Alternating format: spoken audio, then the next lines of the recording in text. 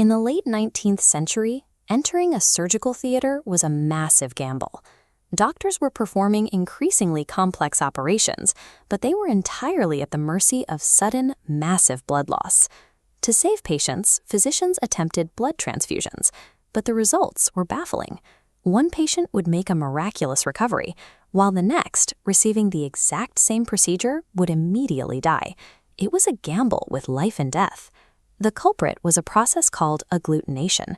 For reasons no one understood, the newly introduced red blood cells would sometimes stick together, forming rigid, lethal blockages in the patient's veins. The reactions were so deadly that transfusions were banned in large parts of Western Europe. The medical community was operating with a massive blind spot. At the time, doctors assumed that all human blood was biologically identical. Surgeons possessed the anatomical skill to route fluids from one person to another, but they lacked the chemical understanding to realize that blood had distinct identities. Karl Landsteiner was born in Vienna in 1868.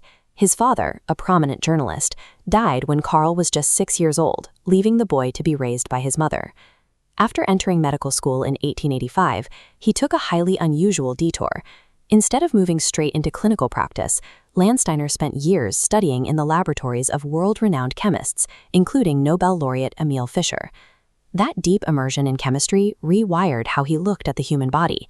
He viewed anatomy through the lens of specific molecular interactions and atomic structures. Because of this dual training, Landsteiner could look at messy anatomical mysteries and approach them as precise, solvable chemical equations. Returning to Vienna as a research assistant, Landsteiner spent a decade immersed in pathology, performing over 3,600 autopsies. He gathered a mountain of data on exactly how the human body failed. To solve the transfusion mystery, he set up a systematic experiment. He drew blood from himself and the scientists in his own laboratory, separated the red cells from the serum, and methodically cross-mixed them in test tubes. He noticed a clear pattern in how the samples reacted. Blood clumping wasn't a disease or a random surgical failure. It was an immunological reaction. This chart shows the direct result of his observation.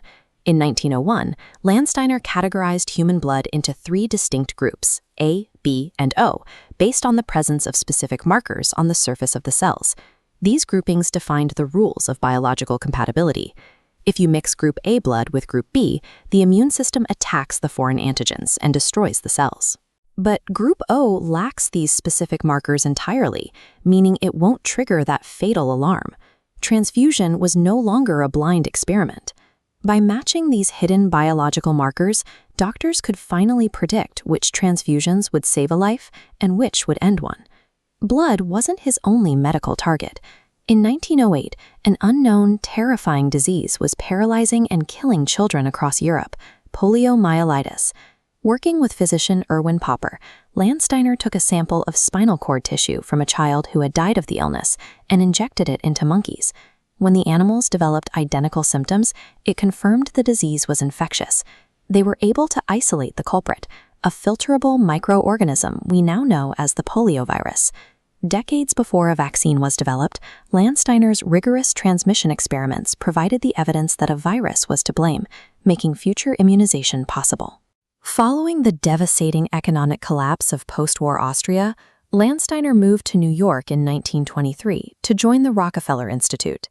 He immediately targeted a lingering, deadly anomaly. Even when doctors matched the A, B, and O blood groups, certain transfusions and pregnancies still resulted in fatal immune reactions. This blind spot caused hemolytic disease of the newborn, a condition where an expectant mother's immune system generated antibodies that attacked her own fetus. This diagram visualizes the answer he found in 1940, alongside researcher Alexander Wiener. They discovered the rhesus, or Rh factor. It acts as a secondary antigen layer on the red blood cell, sitting right alongside the ABO markers.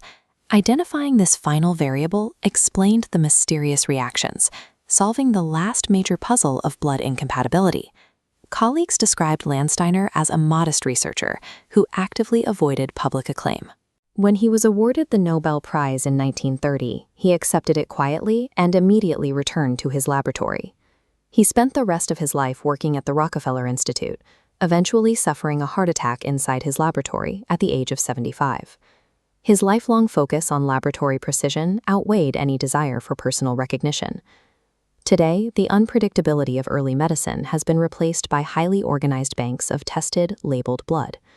Every organ transplant performed today relies on his principles of matching antigens to prevent rejection.